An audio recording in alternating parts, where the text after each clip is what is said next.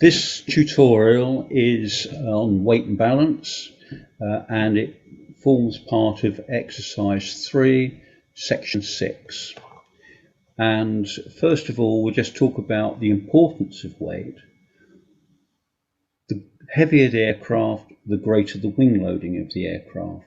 And this has an impact on its climb performance, its glide performance, its stall speeds, and its crashworthiness. So pretty important. The centre of gravity is also part of this whole equation, and the centre of gravity impacts on the stability as well as the stall speed of the glider. So what we're going to cover is the aircraft maximum and empty weights, the placarded and BGA increased maximum all-up weight limit, the wing loading and the effect on performance and the effect on stall speed, the centre of gravity and the effect on stall speed and the effect on stability. Pilot weight impacts on crashworthiness and the centre of gravity, and ballast weights and how we adjust those, and then finally some advice on how to read the placard in your glider. So first of all, maximum all-up weight.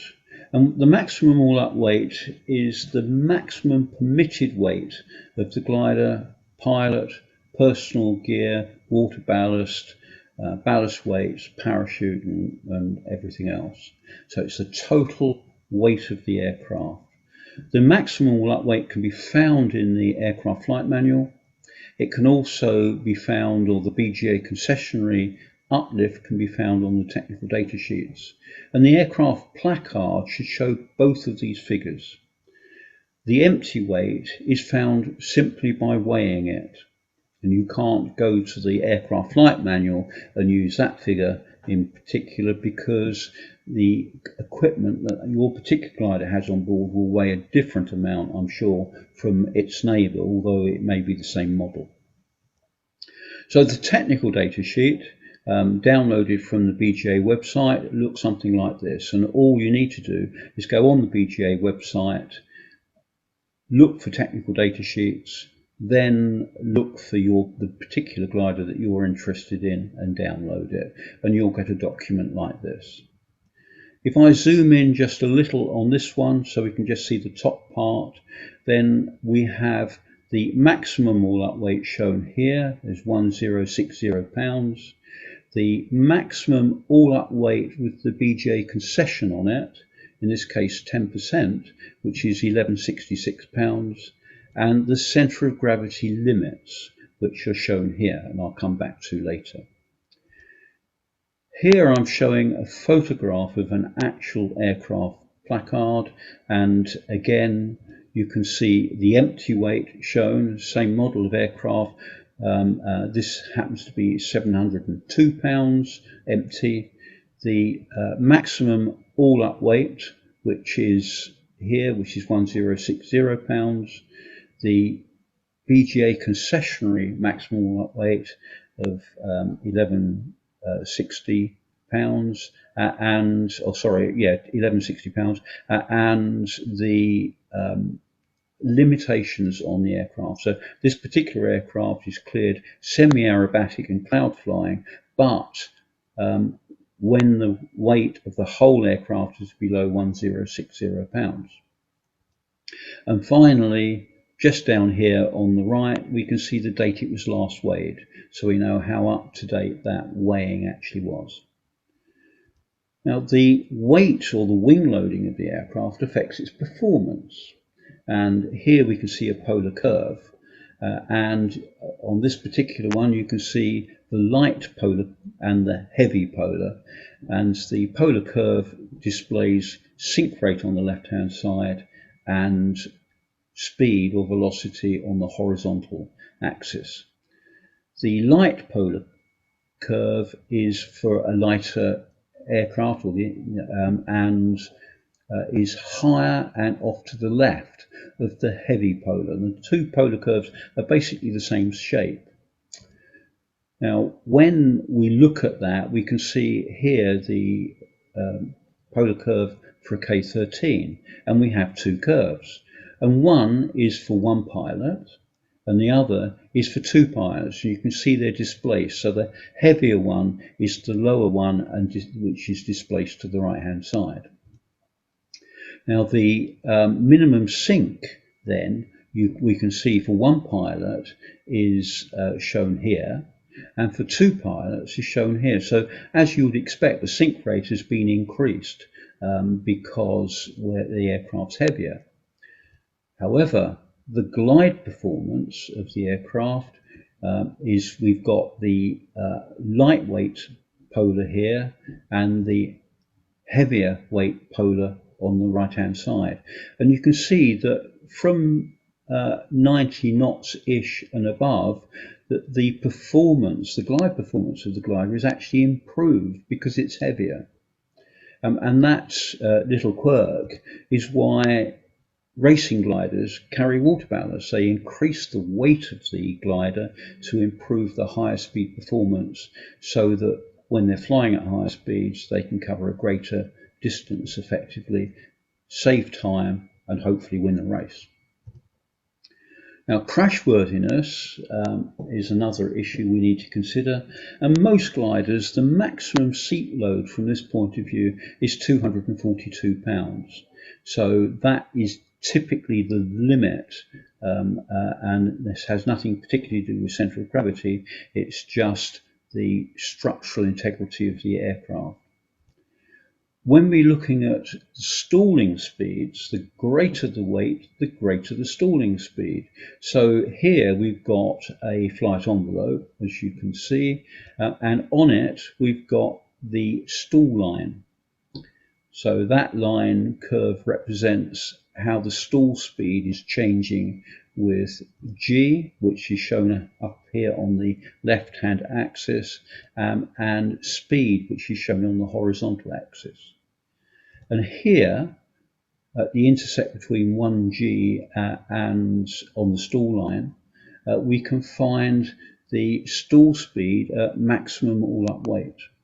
Now, the point here is the stall speed increases with greater mass and decreases with less mass.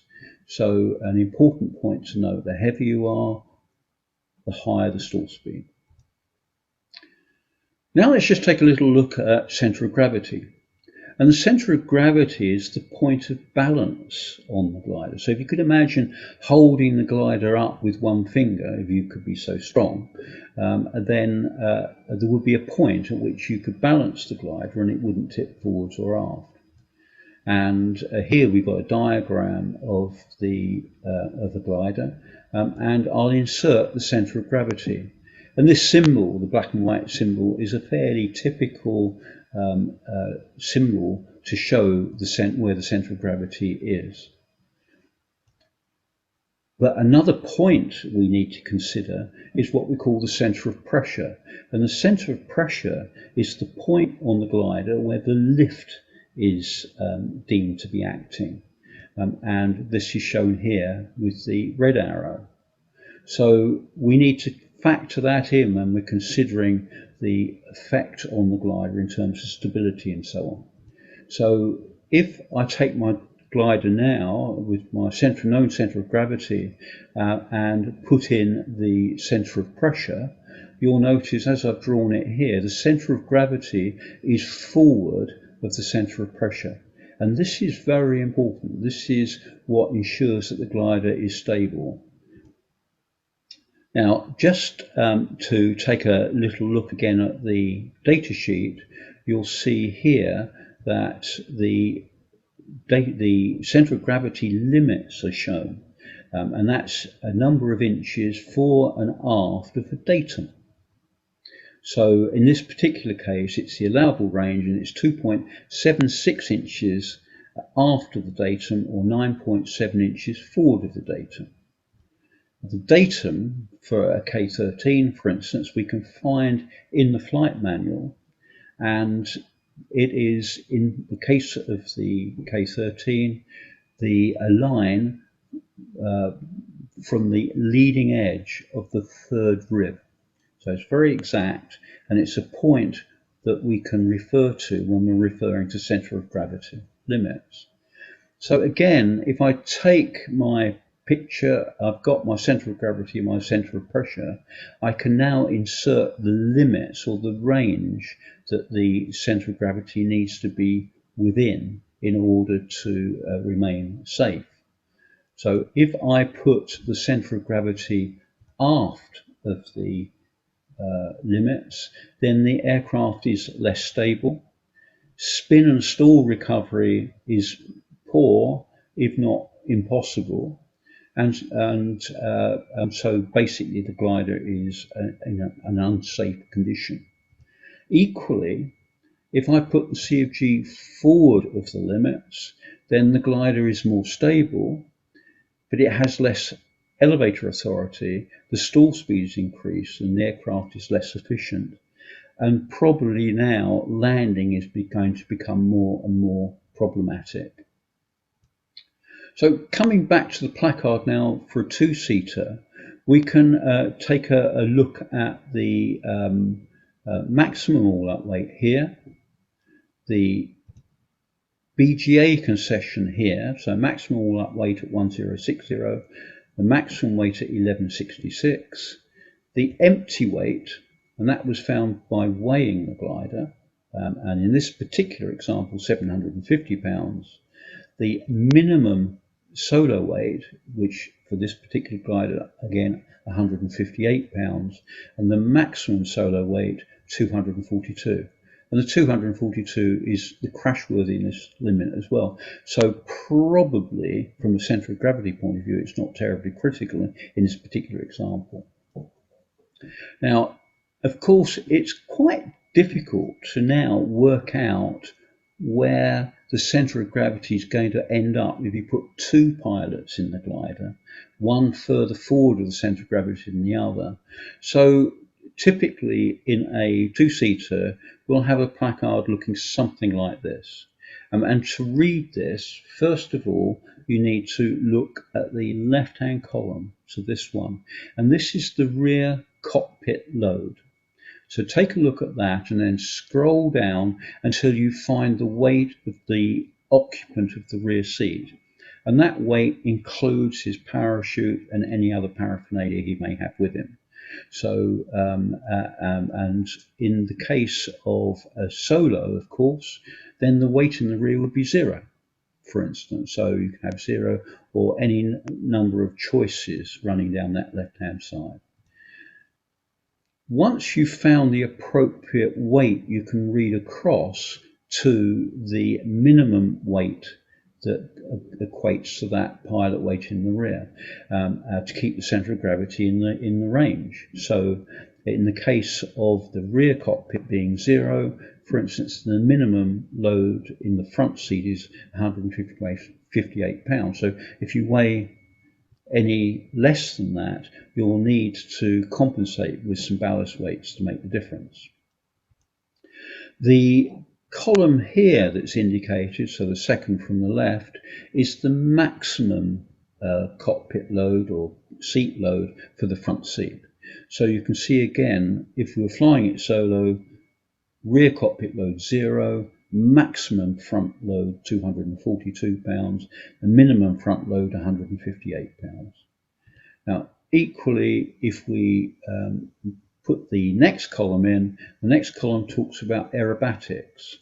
And if we're in the BGA concessionary range, then we are not permitted to fly aerobatics with the glider. So the limit here, the maximum weight of the occupant of the front seat for a solo aerobatics would be 242 pounds. So not too big a deal. But if you go down to 160 pounds in the rear seat, for instance, and read across, then the maximum weight in the front seat, including parachute and so on, is 151. So it's something to be very cautious about if you're going to undertake any aerobatics. So again, let's now just have a look at just a simple example. So you're going off on your training flight, and you should be able to read this and confirm that you're in limits. So first of all, find the pilot's weight, for the rear seat, and you may have to extrapolate. You may fall between two, in which case you may need to look at two rows and then extrapolate and see where you stand. So, but in our example, we'll take 200 pounds. So the rear weight, the pilot in the rear, including his parachute, is 200 pounds. The maximum weight, therefore, in the front seat would be 217 pounds. And the minimum weight for the pilot in the front seat would be 121 pounds. So now we've got a range of weights for you in the front. If you're going to be undertaking any aerobatics, then the maximum weight in the front seat would be 111 pounds. But that's a bit quirky, because 111 is less than the minimum weight in the front seat.